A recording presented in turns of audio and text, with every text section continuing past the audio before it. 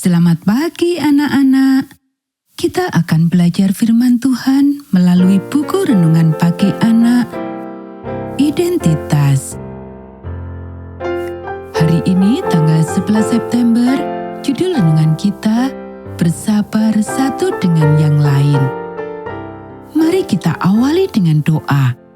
Bapa di surga, kami akan belajar firman Tuhan.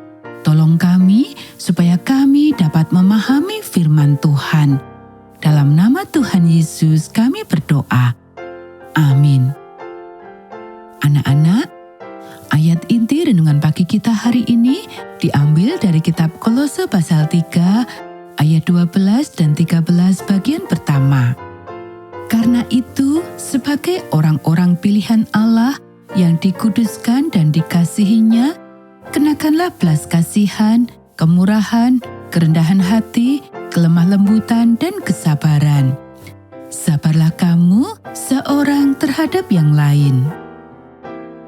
Jika ada satu hal yang lebih pasti daripada yang lain, yaitu ketika sekelompok orang mulai hidup secara otentik dengan satu sama lain, akan ada banyak hal yang perlu dimaafkan dan dimaafkan. Dua nilai inti yang menjadi ciri khas orang Kristen sejati adalah kesabaran, sebuah kata kuno, dan pengampunan. Dan memang ada perbedaannya. Kesabaran menanggung, yaitu menanggung sesuatu untuk orang lain, atau menanggung bersama, menanggung sesuatu dengan orang lain. Keduanya berkaitan dengan kesabaran, dan ini adalah jenis kesabaran tertentu. Kesabaran bukanlah tentang menunggu atau mengharapkan sesuatu. Ini adalah tentang menanggungnya sekarang, baik dengan atau untuk, terkadang keduanya, orang lain. Dalam konteks ayat-ayat di Kolose ini semua tentang hubungan. Bersabar menghadapi seseorang dengan sabar berarti tidak mengharapkan mereka menjadi apa yang bukan diri mereka. Itu berarti mengenali kelemahan mereka yang mungkin berbeda dengan dosa-dosa yang nyata. Dosa membutuhkan pengampunan, dan kita akan membahasnya dalam renungan berikutnya. Beberapa kelemahan hanya perlu dimaafkan. Bersabar untuk, kesabaran, belas kasihan. Seseorang yang diperlakukan dengan kasar saat masih kecil mungkin memiliki lidah yang kasar.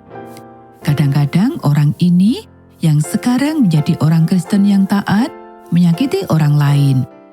Dia sangat menyesal dan mencoba yang terbaik untuk menjadi lebih baik, dan dia terus berkembang. Tetapi terkadang dia sangat tajam ketika dia benar-benar tidak bermaksud melakukannya dan bahkan mungkin tidak mengetahuinya. Apakah ini membutuhkan pengampunan? Tidak. Ini membutuhkan kesabaran. Orang lain mungkin belajar dengan kecepatan yang lebih lambat dan mungkin membutuhkan lebih banyak waktu untuk memahami konsep dan pelajaran baru. Jangan berharap kekristenan ditambah dengan pelajaran Alkitab akan mengubah cara belajarnya. Pertimbangkan semuanya dan ingatlah kebutuhan-kebutuhan ini ketika Anda memimpin diskusi kelas sekolah Sabat. Anda dan saya juga memiliki kelemahan. Beberapa di antaranya kita ketahui dan kita lawan. Beberapa di antaranya masih tersembunyi dari kita di sudut-sudut gelap yang Tuhan bawa dengan sabar untuk kita lalui.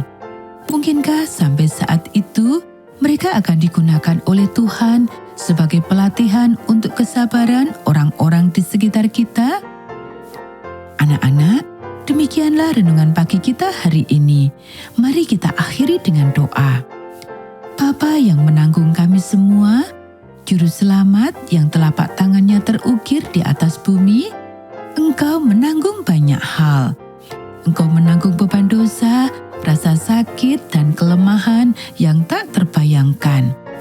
Tolonglah saya ketika saya berada dalam bahaya ketidaksabaran, untuk mengingat kelemahan saya sendiri dan memiliki belas kasihan untuk memaafkan saudara